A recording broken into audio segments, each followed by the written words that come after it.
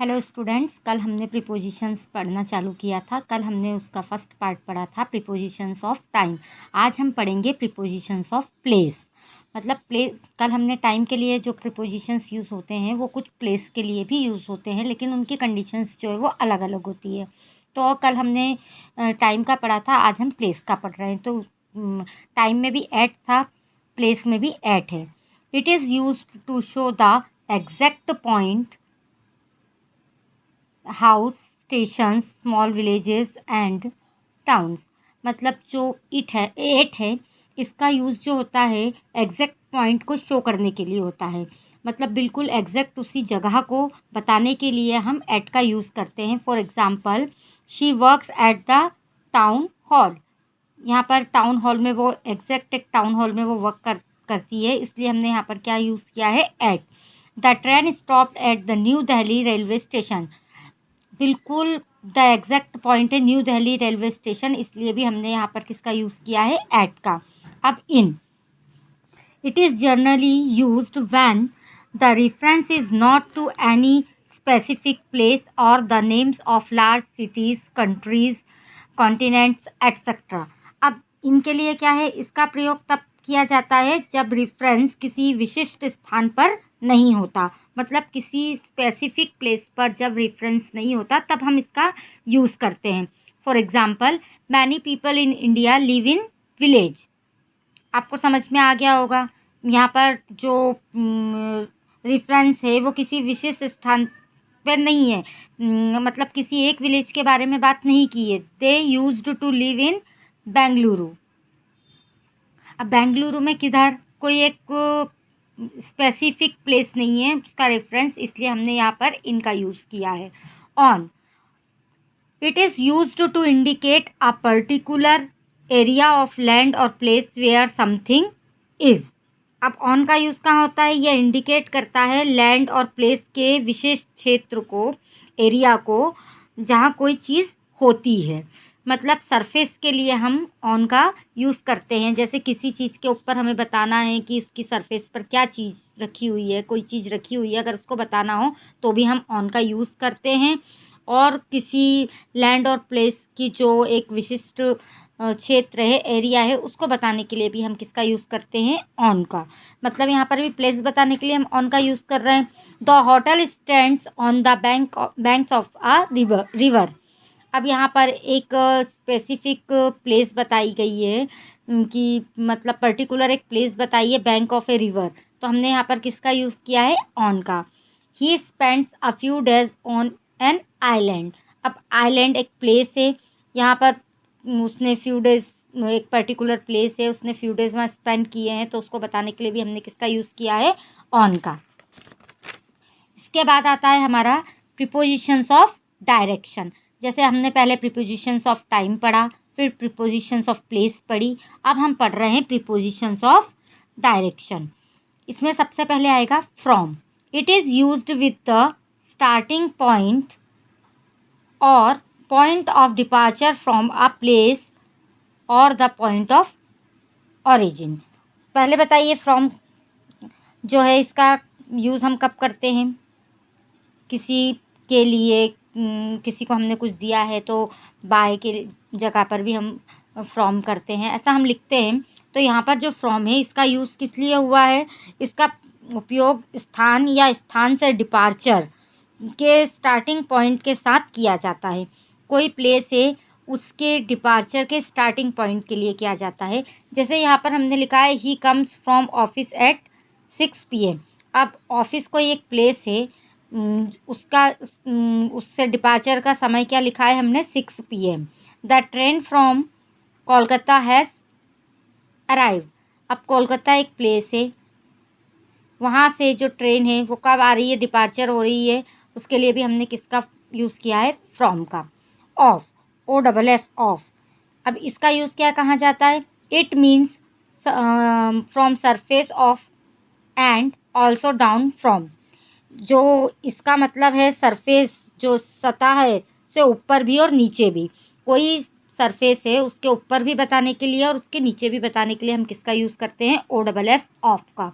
For example, the ball rolled of the floor. He took the hat off the table. आपको example से समझ में आया इसका प्रयोग हम कहाँ करते हैं? मतलब इसका जो मतलब है वो है सरफेस, सतह से ऊपर और नीचे भी, इसको बताने के लिए हम इसका यूज़ करते हैं। उसके बाद है out of. It means from the interior of something. इसका मतलब किसी चीज़ के इंटीरियर से है, मतलब कोई बिल्कुल आंतरिक जो चीज़ होती है उसके लिए है। He went out of the room.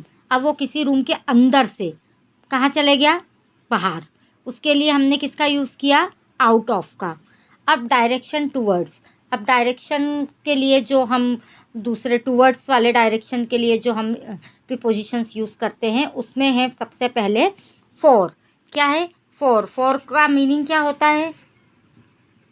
इसके लिए। फॉर का मीनिंग क्या होता है? के लिए।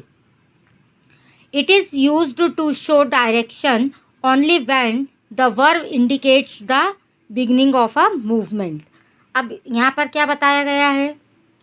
जो फोर है इसका उपयोग केवल दिशा दिखाने के लिए किया जाता है जब वर्ब एक मूवमेंट की शुरुआत को इंडिकेट करती है। एक पल की शुरुआत को जब वर्ब इंडिकेट करती है तब हम किसका यूज़ करते हैं? फोर का। इसका एग्जाम्पल देखें। They left for home late night. यहाँ पर क्या बोला है? They left for home late night. यहाँ पर वर्ब जो है किसी मूवमेंट की बिगनिंग को इंडिकेट कर रही है। अब आया है हमारा, आता है अगेंस्ट। अगेंस्ट का मतलब होता है विरुद्ध, है ना? तो यहाँ पर क्या लिखा है? It means to have contact और प्रेशर। और इसका यूज़ हम कब करते हैं? इसका प्रयोग संपर्क या दबाव में होता है, मतलब कोई कांटेक्ट या प्रेशर में होता है। जैसे यहाँ एग्जाम्पल में लिखा है the crowd pressed against the door. अब कांटेक्ट, डोर से कांटेक्ट है और उसको प्रेस्ड किया है, मतलब प्रेशर लगा है, उसके लिए हमने यहाँ पर किसका यूज़ किया है? अगेंस्ट का। अब टू को हम नॉर्मली जैसे टू द प्रिंसिपल, सेवा में, ऐसा लिखते हैं ना, उसके लिए यूज़ होता है। It is use to destination और द एंड पॉइंट। अब इसका जो यूज़ होता है वो कहाँ होता है? डेस्टिनेशन या एंड पॉइंट के लिए इसका यूज़ होता है। किसी डेस्टिनेशन को बताने के लिए, उसका जो एंड पॉइंट है उसको बताने के लिए इसका यूज़ करते हैं। For example, he was on his way to the station. वो अपने रास्ते पर है स्टेशन के, उसके लिए हमने किसका यूज़ किया है? टू का यूज़ किया है। अब आता है टूवर्ड्स। टूवर्ड्स का मतलब होता है की और, किसी चीज़ की और के लिए हम लगाते हैं towards. It is use to indicate the direction of something. इसका प्रयोग किसी चीज़ की डायरेक्शन, दिशा को बताने के लिए होता है। For example, they went towards the airport. अब एयरपोर्ट की जो डायरेक्शन है उसको बताने के लिए हमने यहाँ पर किसका यूज़ किया है? टूवर्ड्स का। उसके बाद आते हैं हमारे जैसे प्रीपोजिशंस ऑफ टाइम हो गया, प्लेस हो गया, डायरेक्शन हो गया, ऐसे ही प्रीपोजिशंस ऑफ पोजीशन होते हैं, कोई पोजीशन बताने के लिए। तो इसमें आता है सबसे पहले हमारा under. It is used to indicate a position that is below और beneath something, means vertically below. जो अंडर है के अंतर्गत इसका मीनिंग होता भी है। अंडर का हम नीचे भी बोलते हैं, के अंतर्गत भी बोलते हैं, इसके दो मीनिंग्स हैं। इसका जो उपयोग है उस स्थिति को बताने के लिए किया जाता है जो चीज़ के नीचे या नीचे खड़ी हो, या बिल्कुल किसी चीज़ के नीचे कोई चीज़ हो, उसको बताने के लिए हम अंडर का यूज़ करते हैं। जैसे the dog was under the table. अब डॉग जो है वो टेबल के नीचे है, तो हमने नीचे बताने के लिए किसका यूज़ किया है? अंडर का। Underneath. It has the same meaning as under. It means a position below something. जो अंडरनेथ है इसका भी मीनिंग सेम है अंडर जैसा। जैसे कि the coin rolled underneath the table. उसके टेबल के नीचे कॉइन जो है वो रोल करके चला गया, तो उसके लिए भी हमने किसका यूज़ किया है? अंडरनेथ का। अब उस जो है underneath generally implies covered by something so that the object covered is not seen. आमतौर पर अगर हम देखें तो नीचे इसका मीनिंग भी नीचे होता है और आमतौर पर इसका जो तात्पर्य है, जिसे कोई चीज़ ढकी हुई हो, कोई वस्तु दिखाई ना दे, उसके लिए भी हम इसका यूज़ करते हैं। Below and beneath. Below it means in a position lower than something. Below का मतलब भी नीचे होता है, इसका मतलब है स्थिति किसी चीज़ से कम है। जब कोई चीज़ किसी चीज़ से कम हो या कोई स्थिति किसी चीज़ से कम हो, कोई जगह किसी चीज़ से कम हो, तो हम उसके लिए हम किसका यूज़ करते हैं? बिलो का।